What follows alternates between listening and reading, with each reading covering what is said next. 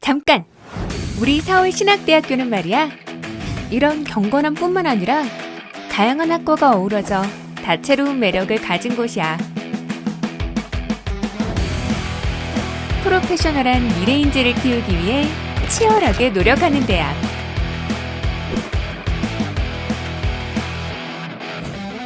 보람과 환희가 넘쳐나는 대학. 해맑은 미소가 끊이지 않는 대학. 거기에 역사와 전통까지.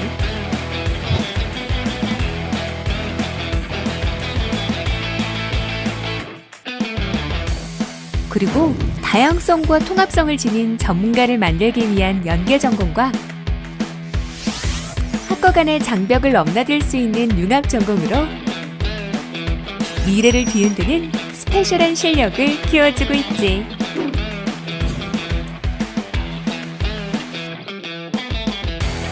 세상의 중심에 서고 싶다고? 글로벌한 경쟁력을 갖고 싶다고? 그렇다면 서울신학대학교에서 세상과 조화를 이루는 인성인재가 되어 너의 꿈을 펼쳐보는 건 어때?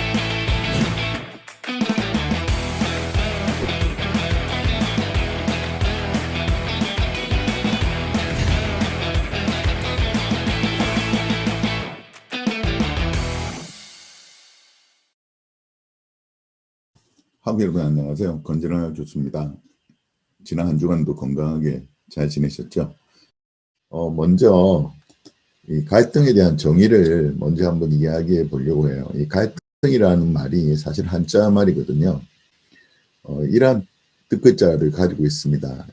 갈등, 이건 한자 말로 칡갈자하고 등나무 등자가 합쳐진 말이에요. 그래서 이걸 갈등이라고 부릅니다. 좀 더 설명을 드리면 여러분 그 화면에 보시는 것처럼 칡과 등나무라는 뜻으로 일이나 사정이 서로 복잡하게 뒤얽혀 화합하지 못함을 비유하는 그런 말이에요. 칡도 그렇고 등나무도 그렇고요. 왠지 이렇게 엉겨져 있잖아요. 그렇기 때문에 주변에서 어떤 일을 만날 때 그 일이 서로 이제 복잡하게 얽혀져 뒤엉켜져 있기 때문에 뭐 해결이 되지 못하는 그런 상태. 그걸 이제 갈등이라고 부르는 거죠. 또 다른 말로 개인이나 집단이 가지고 있는 두 가지 이상의 목표나 정서들이 서로 충돌하는 현상이다. 이렇게도 사전적 의미로 정의할 수 있을 것 같습니다. 이 뜻글자 자체를 보더라도 우리가 갈등의 정의를 쉽게 내릴 수 있을 것 같아요. 제가 처음에도 말씀드렸습니다만은 우리가 뭐 조직생활 하기에 앞서 먼저 지금 여러분 학교에서 학창 시절을 보내고 계시는데 사실 학교 안에서도 이런 갈등은 늘 있거든요. 친구들 간의 갈등, 뭐 선후배와의 갈등 분명히 있지 않습니까? 그러니까 이런 갈등은 피할 수 없는 상황이에요. 우리가 사회생활을 하다 보면. 그래서 이런 갈등을 분명히 만나게 된다. 그럴 때 우리가 이 갈등을 어떻게 잘 해결해 나갈 것인가 좀 더 구체적으로 생각해보고 나눠보도록 그렇게 하겠습니다. 첫째로 그렇기 때문에 먼저 좀 생각을 해봐야 될 게, 그럼 정말 갈등의 정의가 뭐냐, 다시 한번 좀 생각을 해보려고 해요. 이 이야기를 하기 전에 제가 스토리 하나를 알려드리려고 해요. 스토리 하나를. 한번 들어보세요, 여러분. 이런 이야기가 있어요. 예를 들어, 하루에를 수출하는 회사가 있었습니다. 하루에를. 그래서 미국에서 유럽으로 하루에를 수출을 하려다 보니까 결국 대서양을 건너가야 되잖아요. 근데 문제는 살아있는 생선을 수출을 해야 돼요. 살아있는 생선을 수출하려면 아무래도 운송에 신경을 쓸 수밖에 없습니다. 근데 아무리 운송에 신경을 쓰더라도요, 살아있는 생선을 전부 다 살려서 이 유럽까지, 대서양 건너까지 옮기기는 정말 쉽지 않아요. 보통 가는 경우에 많은 수의 물고기가 그 수조 안에서 죽는답니다. 근데 놀랍게도 이 하루에를 수출하는 회사에 놀라운 일이 하나 벌어졌는데 그게 뭐냐면 어느 날은 대부분의 이 하루들이 살아있는 생선들이 죽지 않고 유럽까지 도착할 수 있었다는 거예요. 평상시 같으면 많은 생선들이 죽어서 가는데 그날은 거의 살아있더라는 거죠. 여러분 왜 그럴까요? 이유가 뭘까요? 혹시 아시는 하고 계십니까? 한번 대답해 보실래요? 어때요? 왜 살아서 갔을까요? 그날따라. 예. 아시겠죠? 예. 그게 뭐냐면 바로 이것 때문이에요. 이게 뭐냐? 천적 물고기. 예. 이 하루들의 천적 물고기 한 마리가 그 수조 안에 들어왔던 거예요. 평소에는 없던.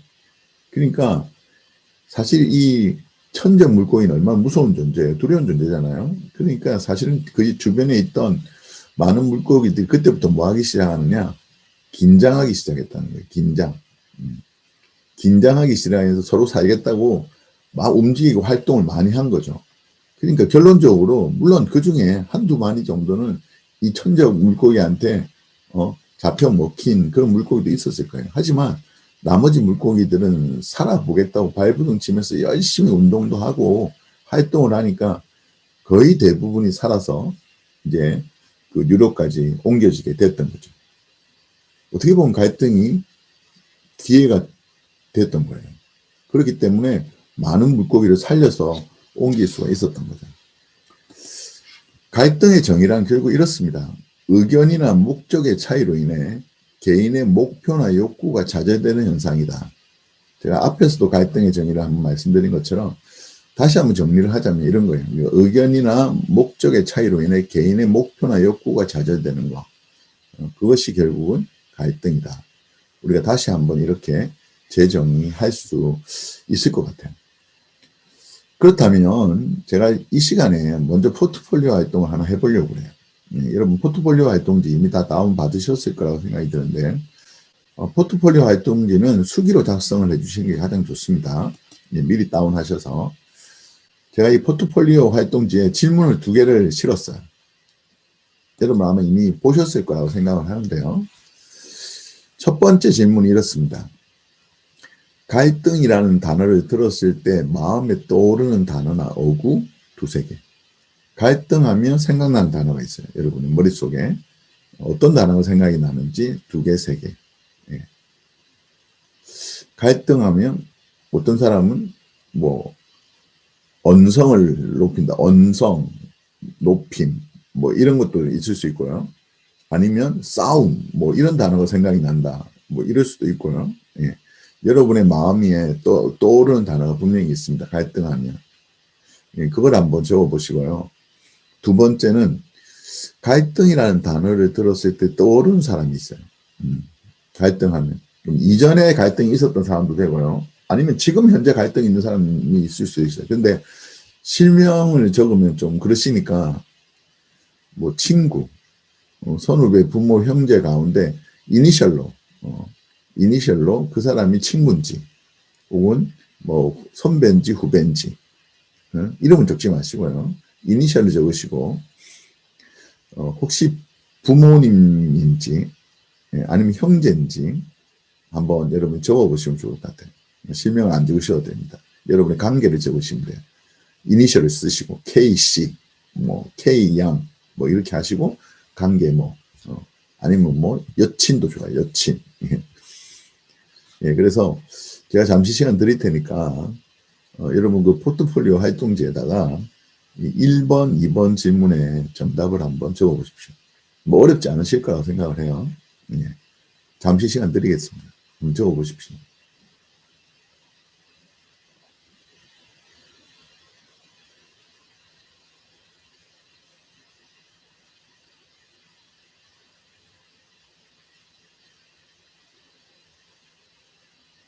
네, 포트폴리오 활동은 여러분 제 수업 시간에 그냥 하시는 게 제일 좋습니다. 수업 마치고 따로 하시려면 시간을 또 내셔야 되니까 힘드세요.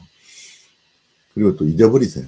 그래서 이 수업 시간에 하신 거 그냥 바로 핸드폰으로 찍어서 여러분 과제로 제출해 주시면 제일 좋습니다.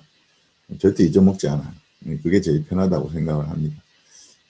적으셨다고 생각을 하고요.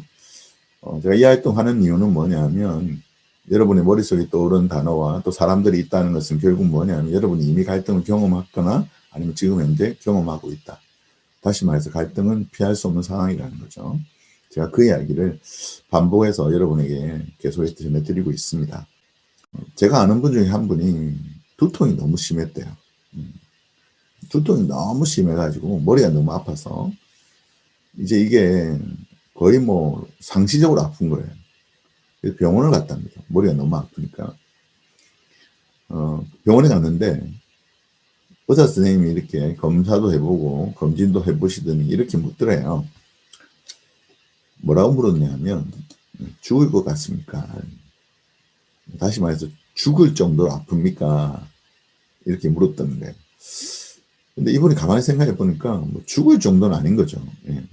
가끔 이렇게 머리가 아픈 거죠. 예, 가끔 머리가 아픈데 죽을 정도는 아니다. 이렇게 말씀드렸어요. 의사 선생님한테. 예. 제가 볼 때 뭐 죽을 정도는 아닙니다. 이렇게 이야기를 했어요. 그러니까 의사 선생님이 뭐라고 그러시냐면 이렇게 말씀하셨답니다. 친하게 지내시죠. 친하게 지내시죠.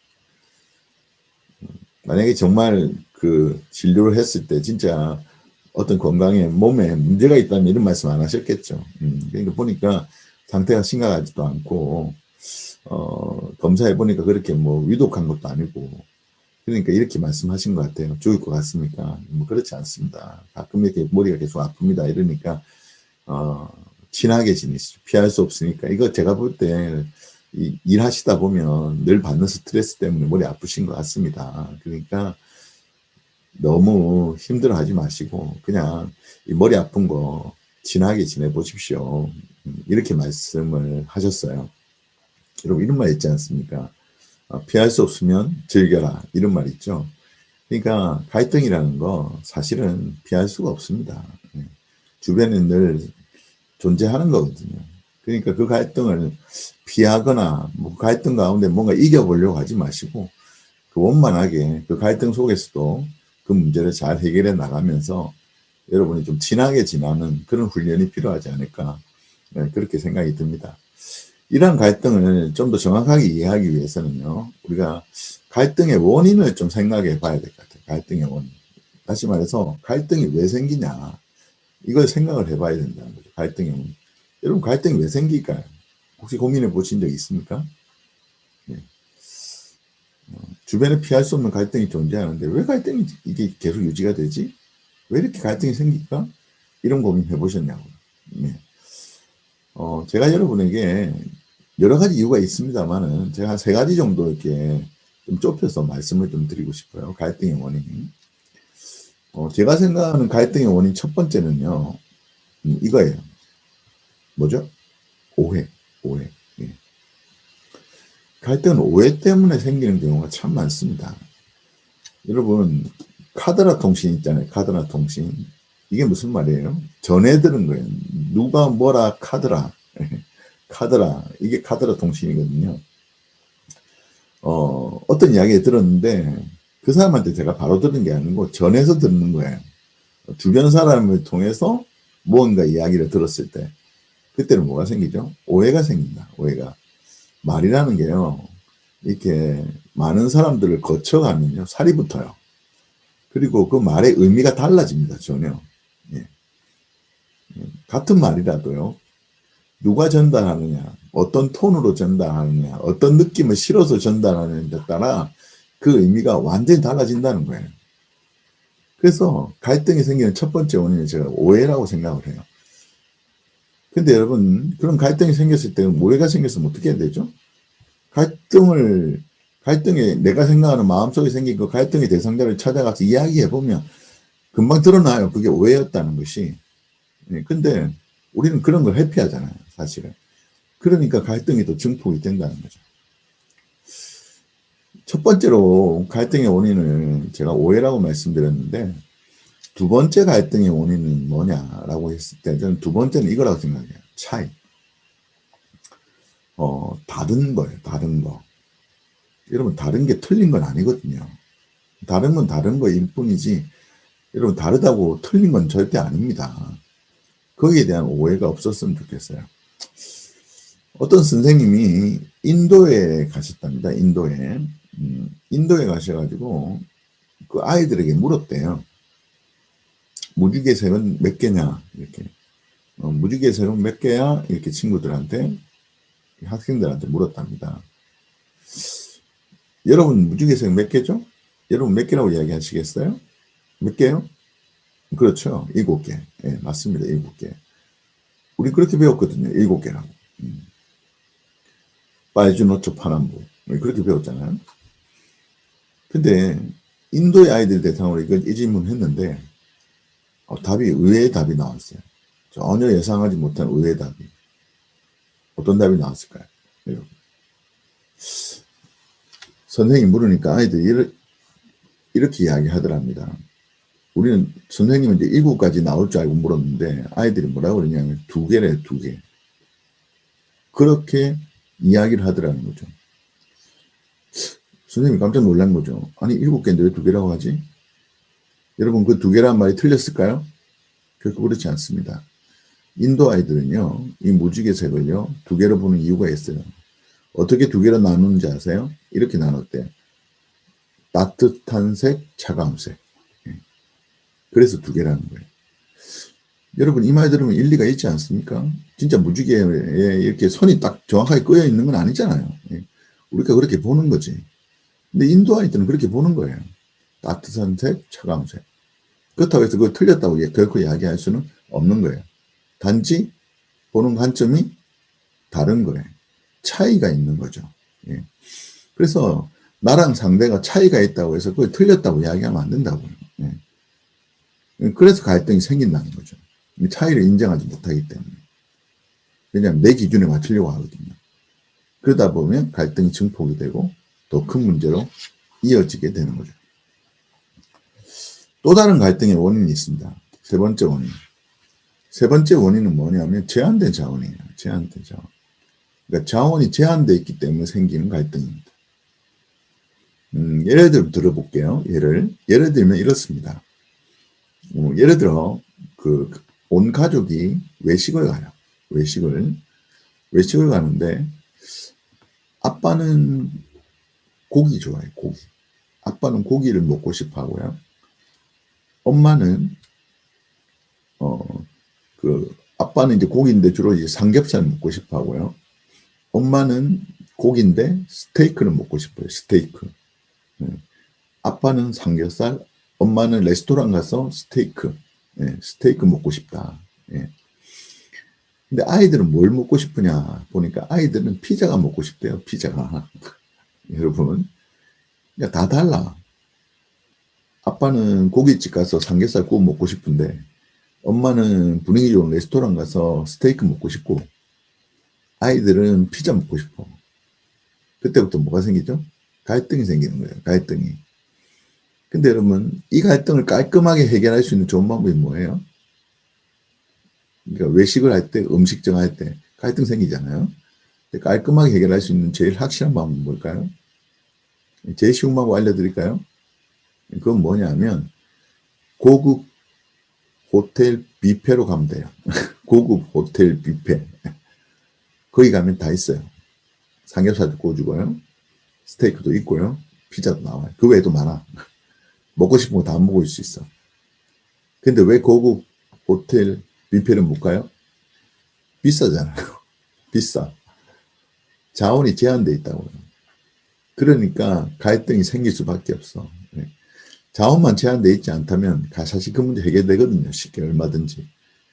그래서 이 제한된 자원 때문에 생기는 그런 갈등도 있다는 거죠. 그래서 제가 갈등의 원인 3가지를 말씀드려요. 보통 경우에 그래요. 첫째는 오해 때문에 생기기도 하고요. 두 번째는 차이 때문에 생겨요. 세 번째는 제한된 자원 때문에 생긴다.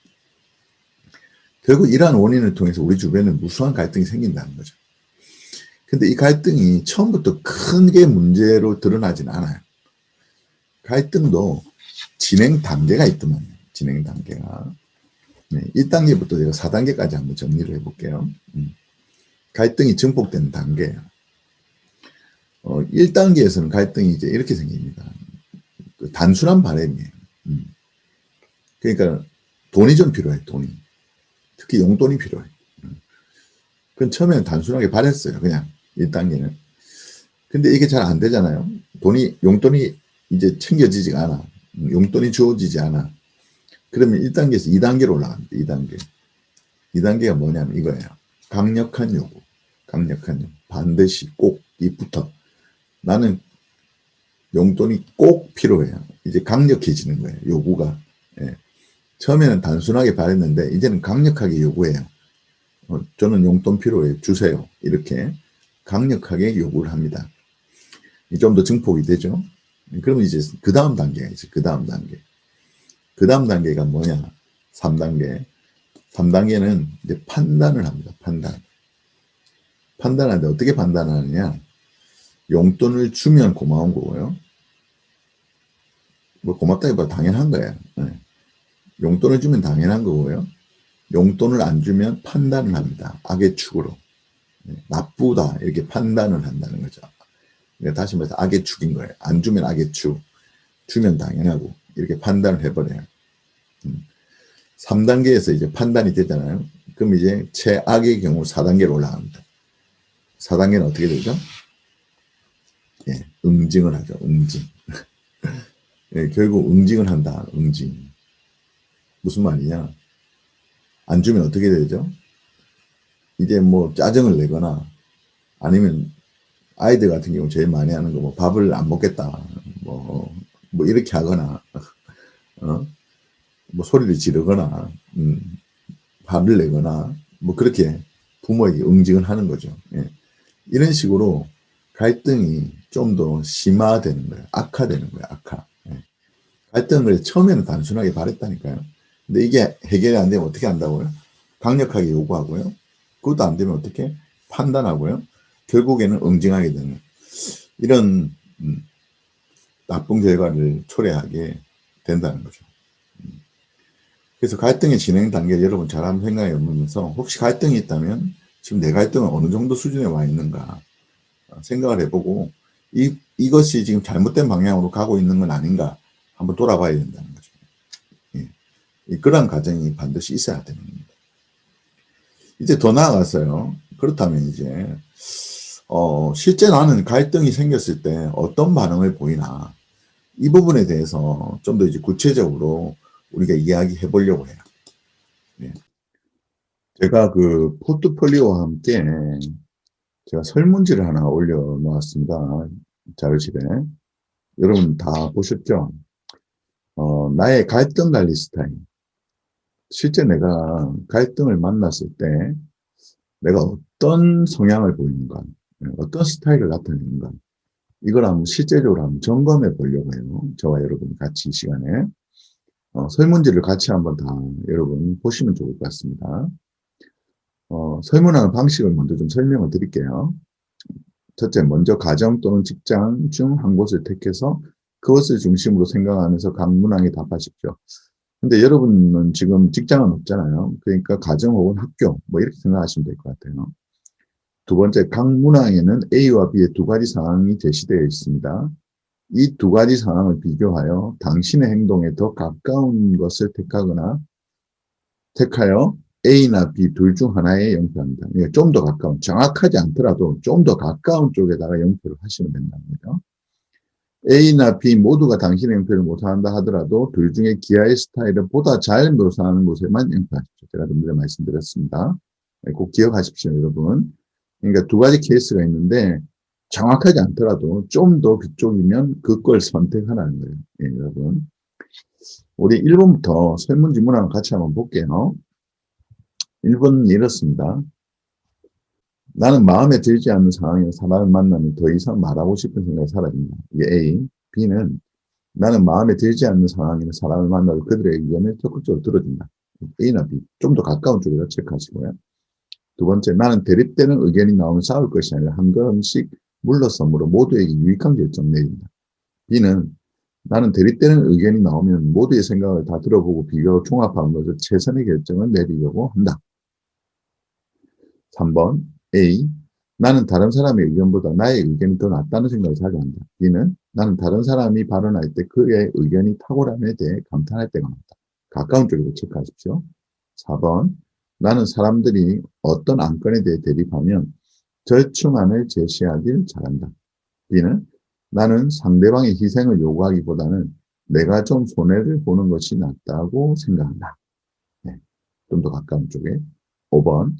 나는 항상 상대방의 이야기를 잘 들을 뿐 아니라 나의 의견도 분명하게 제시한다. B. 나는 다른 사람이 나를 싫어하는 듯하면 말을 잘 안 하는 편이다. 6번. 나는 혼자 조용히 살았으면 할 때가 많다. B. 나는 많은 사람들 앞에서 나의 의견을 이야기할 때 신이 난다. 7번 A.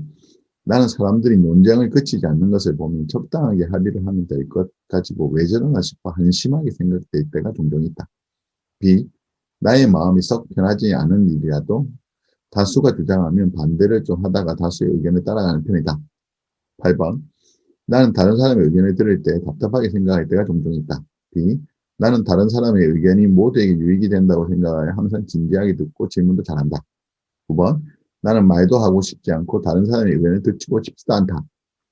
B. 나는 여러 가지 관점에서 나의 주장을 전개함으로 사람들의 동의를 얻어내려고 힘쓴다. 여러분 다시 말씀드리면 좀 더 가까운 쪽에 100% 아니더라도 좀 더 가까운 쪽에 체크를 하십시오. 제가 문제를 계속 읽지는 않겠습니다. 여러분이 읽으시면서 자 일단 먼저 한번 체크해 보세요. 네, 그 다음에 10번부터 20번 계속 체크하시면 되겠습니다.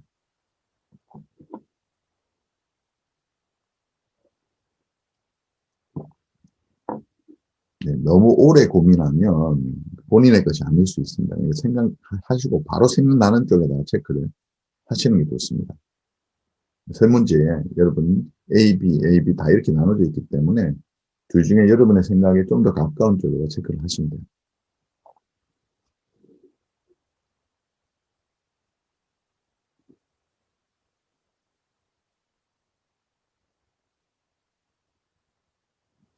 네, 10번부터 20번까지 다 하셨으면 이제 마지막으로 21번부터 30번까지 여러분들 체크를 해보십시오.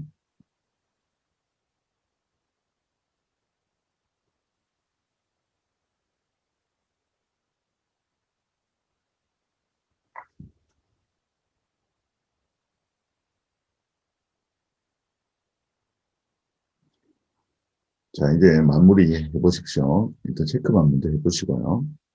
그러면 제가 이제 여러분의 스타일이 어떤 스타일인지 찾는 방법도 알려드리겠습니다. 일단 이거 체크가 문제니까요. 네.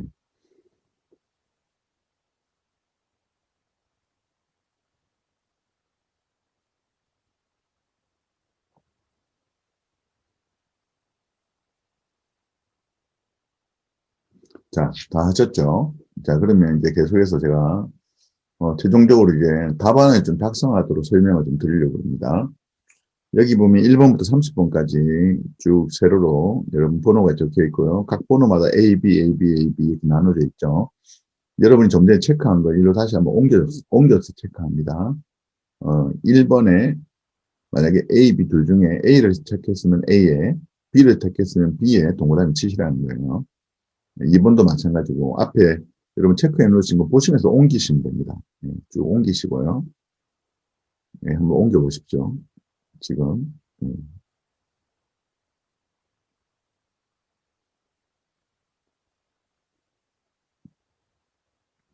체크해 놓으신 걸 그대로 답지로 옮기시면 됩니다.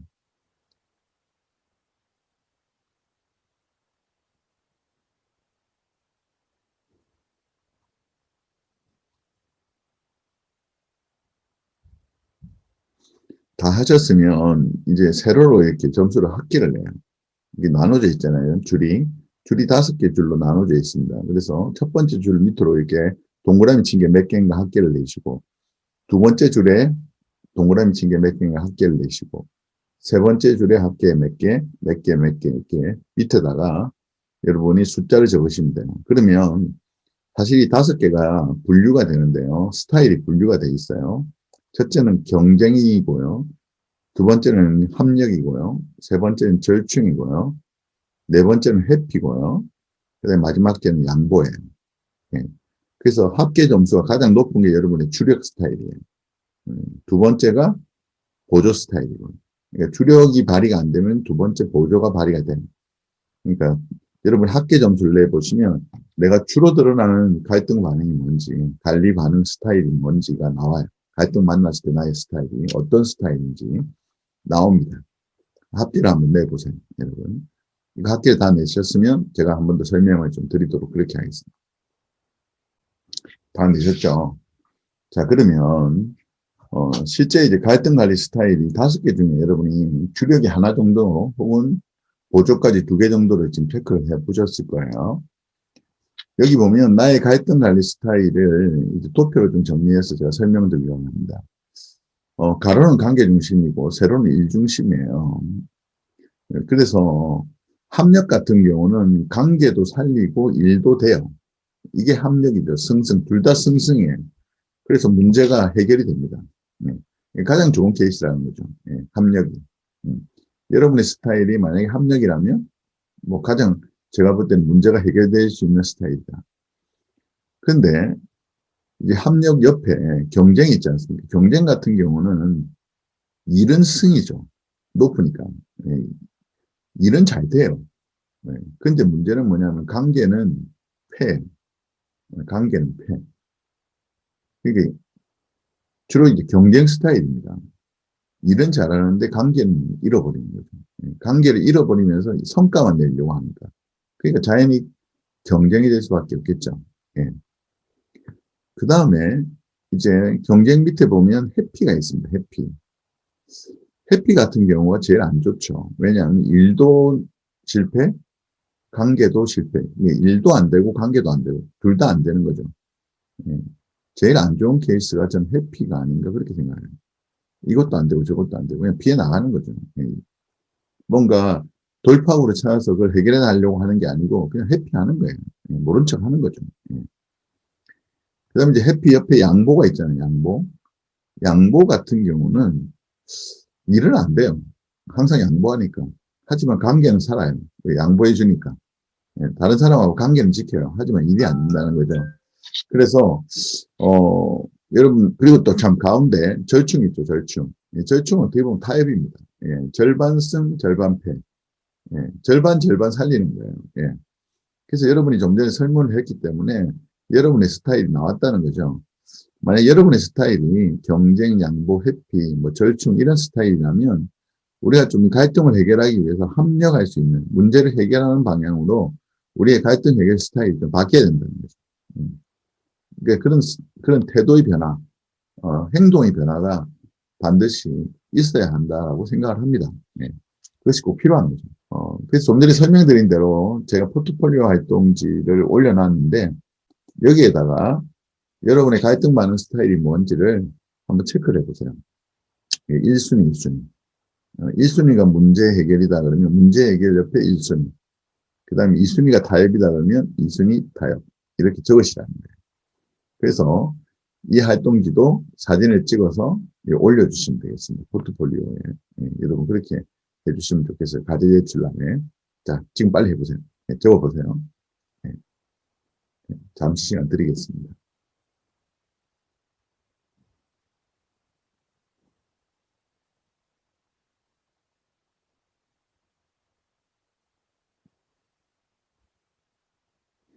예, 정리하셨죠? 예. 지금까지 이제 갈등 관리 스타일을 좀 5가지 정도 구분해서 나눴고요. 실제 이걸 좀 더 축약을 해서 제가 3가지로 좀 더 요약해 보겠습니다. 실제로 이제 갈등에 대한 반응을 우리가 어떤 식으로 드러내느냐. 이 스타일은 5가지였다면 이제 반응은 제가 한 3가지 정도로 이렇게 나눠보려고 하는데요. 3가지가 뭐냐면 첫째는 공격이에요. 공격적인 반응. 갈등을 만날 때 공격적인 반응 보일 수 있고요. 2번째는 회피적인 반응 보일 수 있고요. 3번째는 이제 하해하는 방향을 보일 수 있다는 거죠. 예. 공격은 어떻게 보면 앞에 5가지 스타일은 경쟁이라고 이야기할 수 있겠죠. 그죠? 아까 해피는 해피가 나왔고요. 해피, 양보 이런 게 다 들어가는데 이게 결국 이제 윈윈하는 게 뭐죠? 하해라는 거죠. 하해. 하해가 윈윈이에요. 예. 그리고 각각의 그 스타일이 좀 적혀 있습니다. 여러분 제가 케이스 하나를 만화로 보여드릴 테니까 잘 보시고 여기에는 공격, 회피, 하해 중에 어떤 반응이 드러나고 있는지 여러분 스스로 한번 판단해 보시면 좋겠습니다. 여러분 학창 시절에 많이 겪었던 일일 수 있습니다. 실제적으로. 제가 케이스 하나 설명을 드릴게요. 엄마와 예원이가 꾸미는 컴퓨터 게임으로 생긴 일이에요. 이 시계를 보니까 저녁 9시입니다. 저녁 9시가 됐는데 엄마가 이렇게 이야기하죠. 예원아, 이제 방으로 가서 숙제 정리해라. 이렇게 이야기합니다. 그러니까 이제 딸이 뭐라고 그러냐. 알겠어요, 엄마. 이 게임 끝나고 들어갈게요. 대답은 잘했습니다. 네. 근데 시계를 보니까 어때요? 30분이 지나갔어요. 네. 이미 시간이 지나갔다는 거죠. 그러니까 이제 엄마가 화가 났어요. 조금. 너 정말 엄마 말 안 들래? 그러니까 영희가 뭐라 그럽니까? 알았어요. 다 끝났어요. 조금만요. 또 이렇게 이야기를 해요. 그러니까 이제 엄마가 더 화가 나서 소리를 지릅니다. 당장 안 들어가! 소리를 질렀어요. 그러니까 영희가 깜짝 놀랐죠. 그러면서 이제 영희가 이야기합니다. 엄마는 맨날 나보고 공부만 하라고 해. 이렇게 짜증을 내죠. 엄마 정말 미워요. 이렇게 소리를 지릅니다. 이때 이제 엄마의 반응. 너 지금 뭐라고 그랬어? 이렇게 이야기를 했습니다. 이때 예원이가 어떤 반응을 보이냐. 엄마는 내가 좋은 꼴을 못 봐 하면서 이제 자기 방문을 쾅 닫고 들어가 버린 거예요. 그러니까 이제 엄마가 마지막 멘트가 뭡니까? 너, 일리 오지 못해? 네, 이렇게 언성을 높이고 이 장면이 끝나요. 제가 이 케이스를 보여드렸는데 어때요? 여러분, 어디서 많이 본 것 같지 않습니까? 아마 여러분 학창시대에 한 번씩 겪어봤을 그런 케이스예요, 사실은. 자, 이런 케이스에서 우리가 한번 생각해 봐야 돼요. 제가 아까 갈등에 대한 우리의 반응 세 가지가 있다고 그랬죠. 실질적으로 크게 보면 이제 세 가지 정도로 줄일 수 있는데, 첫째는 공격, 두 번째 해피, 세 번째 하이. 이 세 가지가 있다. 여기 이 지금 만화에서 나오는 이 상황은 지금 갈등에 대한 우리의 반응 세 가지 중에 어떤 반응이 나옵니까? 여러분 잘 한번 보세요. 여기에 지금 일단 하의 반응은 없어요. 네. 해피엔딩이 없기 때문에 제가 봐도 하에는 없어. 여기 전혀 보이지 않아요. 어떤 게 보이죠? 그렇죠. 네, 첫 번째로 공격적인 반응이 소리를 지르는 거죠. 네, 소리를 지르면서 서로가 서로에게 소리를 지르면서 이제 화를 내는 거죠. 이런 것들은 이제 공격적인 반응이라고 이야기할 수 있겠습니다. 그런데 공격적인 반응만 있느냐? 네, 그건 아니에요. 여기 보면. 공격 말고 또 뭐가 있어요? 여러분 잘 보세요. 어떤 반응이 있죠? 그렇죠. 회피적인 반응이 있습니다. 회피적. 회피적인 반응이 뭐예요? 여기서 지금. 예. 그렇죠. 문을 쾅 닫고 들어가잖아요. 예. 그러니까 더 이상 대화하지 않겠다. 나는 이제 말하기 싫다. 그리고는 방으로 쾅 닫고 들어가는 거죠. 예. 그래서 이 상황을 보면 여기에도 두 가지 반응이 나오고 있다. 공격하고 회피. 근데 이러한 상황이 우리 주변에 늘 존재하는 상황일 수도 있고 실제 여러분의 모습일 수도 있다라고 생각이 들어요. 그렇다면 만약에 여러분이 공격적이고 회피적이라면 우리의 갈등 반응은 뭐로 바뀌어야 되느냐? 화해하는 반응으로 바뀌어야 된다. 그런 과정을 통해서 여러분이 변화되고 성숙해 가야 되는 거죠. 그래야 여러분 조직에 있는 많은 사람들이 여러분과 주변에 함께하는 많은 사람들이 여러분 때문에 행복할 수 있는 거예요. 지금. 좀 더 구체적으로 제가 하나씩 좀 살펴보려고 해요. 그렇다면 각각의 반응별로. 먼저 공격적인 반응입니다. 공격적인 반응. 이 공격적인 반응에 세부적으로 한 세 가지 정도의 모습이 드러나요. 공격적인 데는 첫째는 뭐죠? 모욕주기예요. 모욕주기. 네. 모욕을 준다는 것이 뭘까요? 네. 쉽게 얘기해서 소리 지르고 욕하고 뭐 이런 거예요. 네. 이런 게 이제 모욕주기. 모욕주기는 그렇지 않죠? 두 번째는 뭐? 험담하기. 험담하기. 험담은 뭐야? 어떤 대상자가 그 사람이 없는데 다른 사람들과 함께 다른 자리에서 그 사람에 대해서 이야기하는. 근데 좋은 이야기가 아니고 나쁜 이야기를 하는 거죠. 이게 험담하기는. 여러분 험담하기도요. 대표적인 공격 스타일입니다. 예, 공격하는 거예요. 제가 이야기 하나 들려드리겠습니다. 예. 이거 탈무드에 나오는 책이에요. 탈무드에 나오는 이야기. 탈무드는 유대인의 정신적 지주 역할을 배운 책이라고 말씀드릴 수 있습니다. 여러분 아마 한 번씩은 다 들어보셨을 거라고 생각이 드는데 이 탈무드에 이런 이야기가 있어요. 누가 제일 중요할까? 이런 이야기가 실려 있습니다. 이 이야기를 제가 좀 들려드리겠습니다. 한번 들어보세요. 어떤 한 나라에 큰일이 났어요. 어떤 큰일이 났느냐? 임금님이 큰 병에 걸려서 한 달째 누워만 계시는 거예요. 꼼짝도 안 하고 누워만 있어요. 그러니까 어떻게 되겠어요? 나라 일이 엉망이 되는 거죠. 임금님을 살펴보던 의사는 골똘히 생각을 하다가 어렵게 입을 열었습니다. 뭐라고 이야기를 했냐면 암사자의 젖만 있다면 나으실 텐데. 암사자의 젖에서 나온 그 우유가 있다면, 젖만 있다면 임금은 낫습니다. 이런 말을 이제 한 거예요. 이런 말을 했을 때 중요한 건 그 주변에 있는 신하들이 이 말을 들었는데요. 고민이 생겼어요. 왜 고민이 생겼죠? 그렇죠. 암사자에게 가서 누군가는 젖을 따와야 되는 거죠. 지금. 선뜻 나선 사람들이 없었어요. 네, 아무도. 네. 신하들 중에 아무도 나서는 사람이 없었다고. 그때 한 사람이, 한 사내가 나섰습니다. 제가 한번 구해오겠습니다. 대단한 용기를 가진 사람이에요, 이 사람은 지금. 그래서 이 사람이 나서요. 그래서 사내는 숲으로 가서 이제 막 새끼를 낳은 암사자를 찾아냅니다. 그리고는요, 이 암사자하고 친해지려고 노력을 해요. 오랜 시간에는 정성을 들여서 사내는 마침내 이 암사자의 젖을 얻는 데 성공합니다. 그리고 이렇게 생각하죠. 아, 잘 됐다. 이제 임금님께 가져가야지. 사내는 신이 나서 젖을 가지고 성으로 향했답니다. 그런데 여태까지 좋았어요. 근데 그 다음 길을 가서 이제 임금님께 가려고 이제 가고 있는데 가는 길에 사내의 다리가 으스대며 이야기합니다. 의시되며 이번 일에 내가 제일 공이 크다. 내가 제일 공이 커. 무서운 사자에게 가까이 다가간 건 나 아니야. 나 때문에 갈 수 있었지 않아.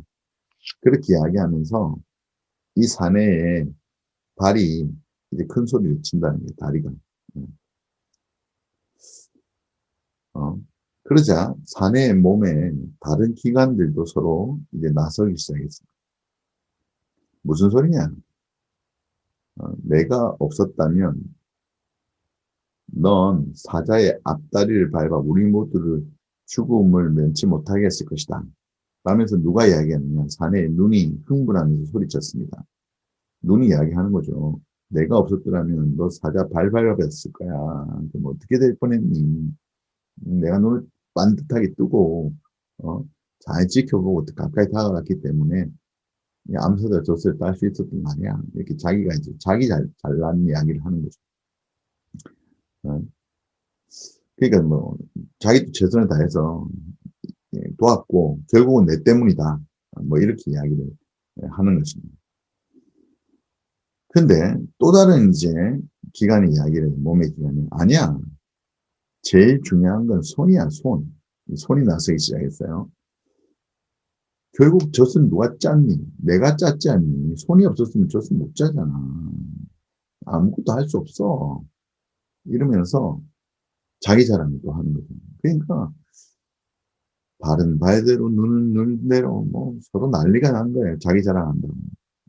그리고 싸우기 시작하는 겁니다. 그때 이 광경을 지켜보던 혀가 조용히 이야기합니다. 혀가 이야기를 해요. 내가 없었다면 너희들은 불가능했을 거야. 내가 없었다면. 내가 가서 말하지 않았다면, 그거, 사자랑 친해지기 위해서 이야기하지 않았다면 그거 가능했겠니? 그거 불가능했어. 나 때문이야. 이렇게 이야기하니까 다른 애들이, 발이고, 눈이고, 손이고, 다 한마디씩 합니다. 뭔 소리야? 너 한 거 아무것도 없잖아. 너가 한 게 뭐가 있어? 뭐 이렇게 이야기를 하는 거죠. 무시하는 거죠. 그러니까 이 혀가 너무 마음이 상했던 거예요. 아니, 사실 나도 애썼는데 나를 알아주지 않는 거죠. 드디어 이 사내가 임금님 앞에 갔습니다. 도착을 했어요. 그리고 암사자의 젖을 딱 내놓으면서 여기 그림에 보는 것처럼 혀가 뭐라고 이야기하느냐 하면 이거 암사자 젖입니다. 이래야 되는데 혀가 이상한 이야기를 하죠. 이건 암사자 젖이 아니고요. 개의 젖이랍니다. 개의 젖. 개젖이에요. 이렇게 이야기한 거예요. 그러니까 너무 놀란 거죠. 다른 장기들이. 뭐라고? 예? 사내도 자기 혀가 왜 이런 말을 하는지 도무지 알 수 없었습니다. 근데 더 중요한 건 이제 다른 기관들이 더 깜짝 놀란 거죠. 이게 무슨 소리야? 쟤 왜 저래? 어제 우리가 한 말 때문에 제가 화가 났나 보다. 다른 몸의 기관들이 그제서야 자신의 잘못을 깨달았습니다. 그리고 이렇게 이야기하죠. 혀야, 미안하다. 어제는 우리가 생각을 잘못했구나. 정말 생각이 짧았어. 맞아, 우리가 잘못했어. 어? 너의 공이 커. 이렇게 이야기했어요. 제가 부탁하는데 임금님께 바르게 이야기 좀 해줘. 이렇게 부탁을 하게 됐습니다. 그러자 결국 이 혀가 빙그레 웃으면서 말했습니다. 임금님 죄송합니다. 제가 사자의 젖을 보호하느라 피곤해서 오기 전에 잠을 어, 많이 못 잤더니 어, 제 입에서 이상한 소리가 나온 것 같습니다. 죄송하고요. 이거 암사자의 싱싱한 젖 맞습니다. 이렇게 다시 정정해서 이야기를 했어요. 그리고 임금님은 이 사내가 구해온 암사자 젖을 먹고 병은 말끔하게 치료할 수 있었다는 거예요. 이게 탈무드에 나오는 누가 제일 중요할까라는 이야기입니다. 여러분, 이 이야기가 하고 싶은 이야기가 핵심이 뭡니까? 결국은 말이 중요하다는 거죠, 말이. 예. 우리가 내뱉는 말. 말이라는 게 참 중요한 게 한번 나가면 주워 담을 수가 없잖아요, 여러분. 예. 그래서 이 말이 다른 사람의 관계에 가장 핵심적인 영향을 끼치기 때문에 우리 몸에서 혀가 가장 중요하다는 것을 다시 한번 강조하고 있고요, 탈무드에서는. 그래서 조심해서 다루지 않으면 다른 사람들뿐만 아니라 자신도 상처를 입게 됩니다. 말이라는 건. 마음이 혀를 다스려야 된다는 거죠. 그러니까 혀가 마음을 다스리는 게 아니고 마음이 혀를 다스릴 수 있어야 된다. 말이 입속에 있으면 당신이 말의 주인이지만 만약 입 밖으로 나가면 당신은 그 말의 노예가 된다라는 거예요. 말이 내 입속에 있어야 그것이 내가 주인이 되어서 그 말을 쓰는 거지. 이게 입 밖으로 나가면 그때는 그 말의 노예가 내가 될 수밖에 없다라는 것입니다. 왜 컨트롤할 수 없으니까. 입은 문과 같다. 필요할 때만 열어야지 언제나 열어두면 뭐가 생긴다? 말썽이 생긴다는 거죠. 세상에서 도망친 새는 붙잡을 수 있으나 입에서 나간 말은 뭐 할 수 없다고요? 붙잡을 수 없다. 그만큼 말이 소중하고 중요한 거예요. 근데 이제 이게 신체적, 육체적으로 더 악화되면, 공격이 악화되면 이제 몸싸움까지 가는 거죠. 결국은 이제 공격이 심해지면 몸싸움도 가는 거예요. 사실 여기는 드러내고 있지 않습니다만, 몸싸움이 좀 더 심해지면 뭐가 되느냐, 결국은 이제 살인까지도 가게 된다는 거죠. 여러분, 우리 최근에 가장 많이 듣는 게 뭐냐면 가정폭력이지 않습니까? 가정폭력이라는 것이 여러분 결코 우습게 볼 상황이 결코 아닙니다. 가정폭력은 가족 구성원 사이의 신체, 정신적, 재산상 피해를 수반하는 모든 행동을 다 포함할 수 있어요. 가족 구성원들 가운데 이 관계 속에 또 폭력이 있을 수 있다는 거예요. 지금 얼마든지 존재한다는 거죠. 주변에 많이 보고 뉴스에서도 많이 볼 수 있는 거 아닙니까? 이런 것들이 결국은 갈등에서 시작돼서 폭력까지로 이어진다는 거예요. 그리고 이것이 좀 더 심해지면 어떻게 해요? 이제 살인까지도 가는 정말 그런 엽기는 나타날 수밖에 없는 이런 문제점을 가지고 있는 것이 바로 뭐다? 공격이다. 처음에는 그냥 욕하는 걸로 시작했지만 이것이 결국은 잘못하면 몸싸움까지 가고 더 악화되면 살인까지도 가는 그런 문제점들을 야기시킨다는 거예요. 그리고 이제 두 번째 생각에 대표해야 될 게 뭐냐면 회피예요. 회피. 사실은 저는 공격보다 회피가 더 위험하다고 생각을 해요. 문제가 더 크다. 왜냐하면 공격은 일단 드러나잖아요. 표시는 돼요. 근데 회피는 알 수가 없어요. 드러나지 않기 때문에. 왜냐하면 첫째, 아닌 척하기. 두 번째, 원망하기. 세 번째, 도망하기. 이런 스타일을 보이는 거거든요. 이게 회피거든요. 아닌 척 하는 건 뭐예요? 겉으로는 웃지만 속으로는 화를 내는 거죠. 예. 그래서 드러내지 않지만 어쨌든 감정은 남아있는 거예요. 이게 회피적인 반응이라는 거죠. 두 번째로 원망해요. 원망은 결국은 누구 탓이에요? 너 탓이라는 거죠. 너 잘못이라는 거죠. 남에게 남 탓을 하는 거예요. 이런 것이 다 회피적인 반응. 그리고 결국 이제 좀 더 심해지면 뭐 하게 되죠? 도망가게 되죠. 아까 예원이가 문 닫고 들어가는 것처럼. 이 정도는 좀 약하다고 보시면요. 이게 사실 이게 나오진 않습니다만은 좀 더 심해지면 어떻게 되느냐 하면 스스로 생명을 끊는 거예요. 그래서 자살이 나오는 거예요. 여러분, TV나 이렇게 뉴스 같은 데 보시면요. 연예인들도 자살을 많이 하지 않습니까? 근데 그분들이요. 자살하는 많은 사람들이 그냥 그날 기분 나쁘다고 자살하는 게 결코 아닙니다. 과정이 있는 거예요. 그 순간까지 오는 과정. 근데 그 과정 속에서 드러내지 않는다. 표시하지 않는다는 거죠. 그러니까 모르는 거죠. 그래서 어느 날 갑자기 자살을 하지만 사실은 이전에 이미 오랜 시간 사인을 보내고 있는 거예요. 근데 알지를 못하죠. 우리가 웬만큼 민감하지 않고는 그 사람이 지금 어떤 상태인지에 대해서 민감하지 않으면 알 수가 없다. 왜? 그 사람들은 주로 반응을 회피적으로 보이기 때문에. 그래서 캐치를 잘하는 게 중요해요. 그래서 만약에 여러분 주변에 회피적인 성향이 있는 사람이 있다면 좀 더 관심과 애정을 가지고 관찰하고 지켜볼 필요가 있는 거예요. 여러분, 혹시 이 사진 보신 적 있습니까? 여기 지금 한 학생이 쭈그리고 앉아서 울고 있어요. 이게 신문에 나온 사진인데요. 이 다음에 어떤 일이 벌어지냐면 이 학생이 지금 엘리베이터를 타고 건물 옥상에 올라가서 그 다음에 자살을 하게 됩니다. 이 자살하기 직전에 엘리베이터 안에서 눈물 흘리고 있는 장면이에요. 그게 사진에 CCTV에 찍힌 겁니다. 그럼 저 학생이 저렇게 앉아서 울면서 무슨 생각했을까요? 여러분, 한번 생각해 보십시오. 극단적인 회피 반응을 보이는 학생이었는데 저기 앉아서 무슨 생각했을까요? 여러분 한번 생각해 보세요.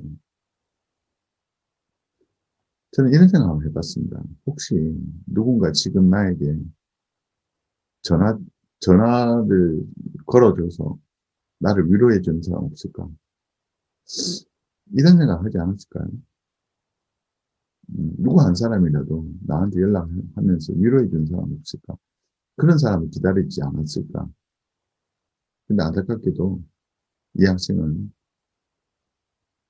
잠시 후에 스스로 생명을 끊게 됩니다. 안타까운 일이죠. 예. 근데 이러한 케이스가 우리 주변에 너무 많다는 거예요, 실제로. 실제로 많이 있습니다. 예. 여러분 주변에 만약에 회피적인 성향을 보이는 그런 친구들이나 그런 가족들이 있거나 주변 사람들이 있으면 여러분이 좀 더 가까이 다가와서 이야기 들어주고 관심 가져주고 조그만 하게라도 작게라도 반응을 좀 보여줄 수 있는 그런 분들 되시면 좋을 것 같아요. 더 중요한 건 내가 만약에 그런 스타일이라면 내가 만약에 회피적인 반응을 보인다면 여러분이 좀 더 이런 반응에서 좀 털고 일어나서 자신을 좀 더 오픈하고 드러내고 사람들을 만나고 이야기하고 대화하는 그런 자리로 좀 나갔으면 좋겠어요. 예. 여러분의 모습이 그렇게 바뀌어졌으면 좋겠어요. 여러분 한 분 한 분은 참 귀한 분들입니다. 예. 다른 누구와 비교할 수 없는 예. 여러분만의 가치를 가진 존귀한 사람들, 한 사람의 인격체로서 이 땅 가운데 받아야만 하는, 그리고 당연히 존중받아야 하는 한 사람의 인격체로 여러분 이 땅을 살아가고 계십니다. 여러분 너무 자신을 낮춰보지 마시고요. 담대하게 자신을 드러내고, 여러분 갈등을 만났을 때 움츠러들지 마시고, 적극적으로 나서서 문제를 해결해 나가는 그런 학우들이 되었으면 좋겠어요. 그래서 공격적인 반응이나 회피적인 반응을 탈피해서 이제 제 수업을 듣는 우리 모든 학우들이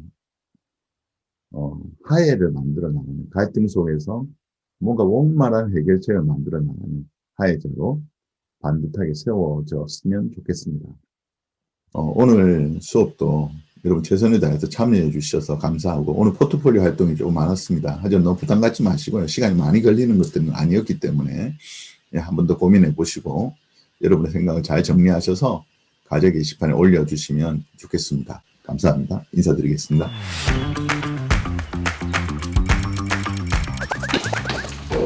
미안해. 나 일찍 나오긴 했는데 안 듣고 있었구나. 아무튼 일찍 나오긴 했는데 뻐정아 보니까 핸드폰 두고 와가지고. 여긴 위치가 좋아. 어디에 살든 일찍 나오면 일찍 도착할 수 있습니다. 뭐야? 눈이 왜 이리 맑아? 이게 말로만 듣던 맑은 눈의 광인? 나 그래도 너 기다릴까봐 뛰어나온 거야. 걸어오는 거 다 봤습니다. 하고 싶은 건 많은데. 쓸데없는 고민입니다. 깜짝아. 뭐라고? 우리에게는 다전공 제도가 있습니다. 우리 학교에는 연계 전공뿐만 아니라 융합 전공까지. 우리 STU만의 다전공 제도가 있지. 우리 학생들이 공부 열심히 하네. 야, 이렇게 공부 열심히 하니까 오늘 내가 커피 한 잔 쏜다. 난 아이스 아메리카노. 엄마, 저 이번 학기에 아이스 아메리카노만 마셔야 할 것 같아요. 저는 생크림 2번에 자가치토 추가한 프라푸치노 마시겠습니다. 그럼 전 돌체 라떼요. 말차 라떼요. 딸기 스무디요. 화이트 모카요. 그래, 그럼 다 같이 우리 커피 마시러 가지야. 이렇게 좋은 대학 같이 다니셨으면 좋겠습니다.